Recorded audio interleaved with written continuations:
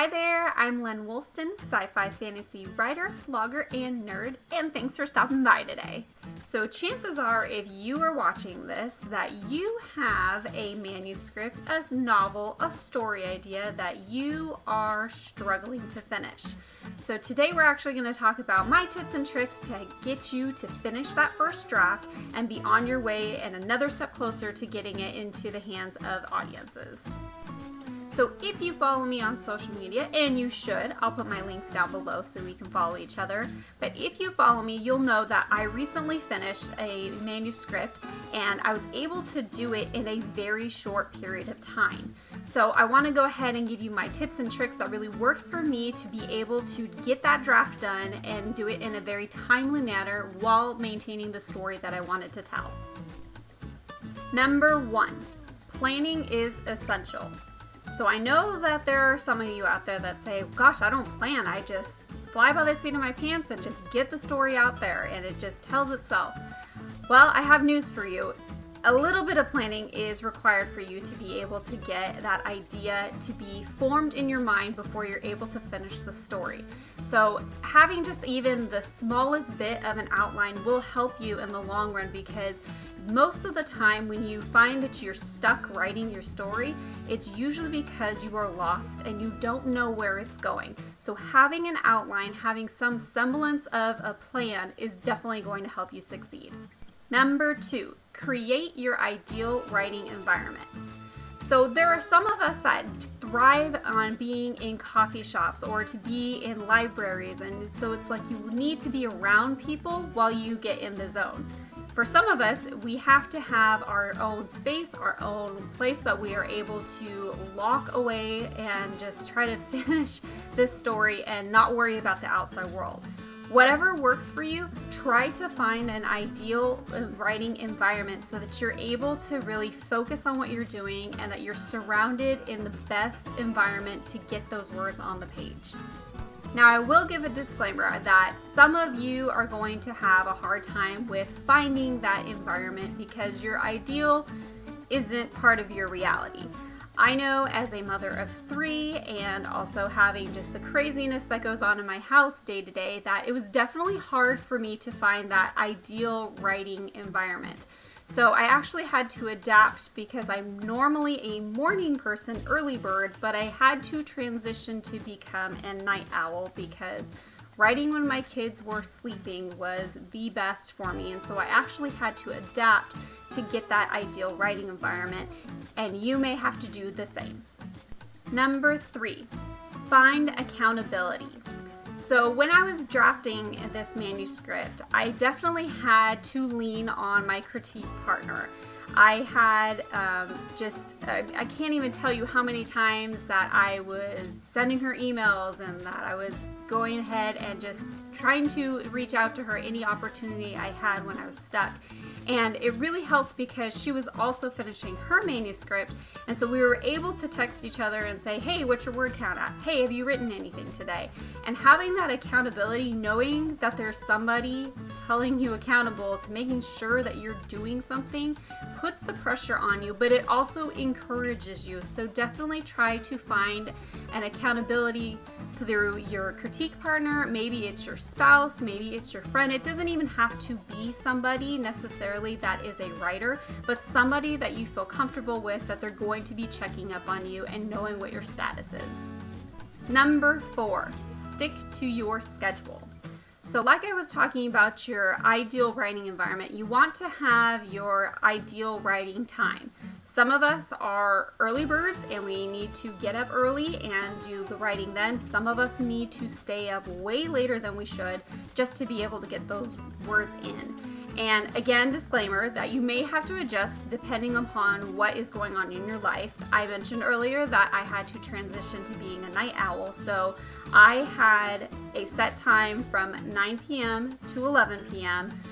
Every single day for about 2 months, a month and a half, where that was my writing time, and I took it as like that was my job, and I didn't want to make excuses and just put it off and say, oh no, I just want to go watch TV, or I'm really into this book right now, or I'm just too tired. I really treated it like it was a job, so try to cherish that time and stick with it. Number 5, get off social media. Yes, I know that is super hard, and gosh, you feel like you're just going to be in your own little cave and you're not going to know what's going on in the world, and all your followers are going to be wondering where you went.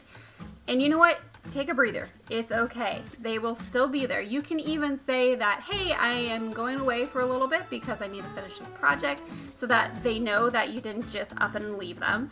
But definitely utilize your time away from social media. I promise it will do such a wealth for you to be able to get all those words down, but it'll also help you just prepare for your story so that you're able to focus on that instead of how many tweets or how many likes that you have. Number 6, use sprints. So this may be something that is new to you, or maybe you've done writing sprints in the past, but utilize sprints. So what exactly are they? That is a time where you set like 20 minutes, 30 minutes, even 15 minutes aside, and you literally set a timer and you just write. You just go, you don't stop, you just go like a sprint. And you can do this with other writers. A lot of times on Twitter, people will be hosting live sprints. Also on Instagram, a lot of people now are starting to do Instagram live write-ins. And so utilize that time to be able to sprint. This was something I had to adapt to because I don't normally write that way, but I was able to get a lot of words and surprise myself by being able to just focus on for 20 minutes at a time and just get words on the paper. Number 7, try free writing. So this is especially true that if you find that you are stuck and you don't know exactly where you're going with the story, or you kind of have hit a plot hole and you're like, oh my gosh, I don't know how to get past this. Maybe it's just the classic writer's block. Try free writing. You can do this in a number of ways. You can just literally start free writing whatever comes to your mind. It doesn't have to be story related, but try to do that and it may inspire you to do something. You can also do a writing prompt, which will be able to, maybe you need to just write a scene, and so you can take a writing prompt that has your story in mind and write a scene. You can also write out of order. Maybe that you don't know where you are right now, but you know that there's a scene that is coming up and you want to focus on that instead. It's totally fine. And even if it's total junk, it's okay. Number 8, write a rough draft. And I mean rough. Sandpaper, gritty, just whatever kind of comes to your mind when you think of rough. That's how your first draft should be. And you need to embrace that it is okay. Having those words on the page is something that is going to allow you to at least get the story out there, and you can always go back and edit because you need to. But having that and accepting that it's okay. So even if you're writing and you're just feeling like, oh my gosh, I can't, like any words are just not coming to me, then you can just write, Harry said this, Sally did that. As long as you're getting the idea down, that is totally fine, and just embrace that a rough draft is supposed to be rough, and it's okay. Number 9, use writing apps. So this was something that I stumbled across on my phone. I found that there were different writing apps, and one that I actually use because I'm an Android user, I use Writer Meter, and I'll go ahead and leave a link down below so that you can check that out. But what's great about using writing apps is you can put in what your project is, you can put your total word count, you can put in what your deadline is, and a lot of these apps will actually be able to put reminders in your phone so that you have that chime that tells you like, hey, you need to write so many words today, or hey, you need to, focus on this. And a lot of them actually give you some kind of like rewards. And so with the Writer Meter, what was cool about that is you earn what are guavas, like the fruit, and you're able to put in like however many you want. So it kind of feels like you're getting something out of that. So, if you write for one session, or you have like a word count goal that you're trying to hit, what's awesome about this app is it will encourage you to write, and then when you hit that, it'll say that you've earned so many points, which you can put in what that equates. So for me, it would be like if I hit 5 guavas, then I was able to have a beer, or if I did 3 guavas, then I could check social media. So having these writing apps definitely helps, and it helps you stay on track, and it helps you to also analyze, you have so many words, so many time, and it's going to be able to tell you where you are as far as meeting that deadline. And lastly, number 10, don't get discouraged if you fail. So this is something that is really hard to swallow, especially when you are doing NaNoWriMo, if you're doing Camp Nano, or if you are just going to say, I'm going to finish this novel and it's going to be in like 2 months or something, or even if you just do the month.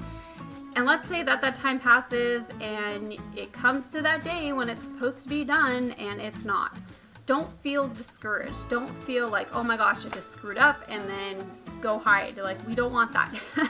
So what you need to do instead is be able to bounce back. So don't get so discouraged that you didn't hit that. It's okay. You can treat any month like it is NaNoWriMo. That's the beauty of it.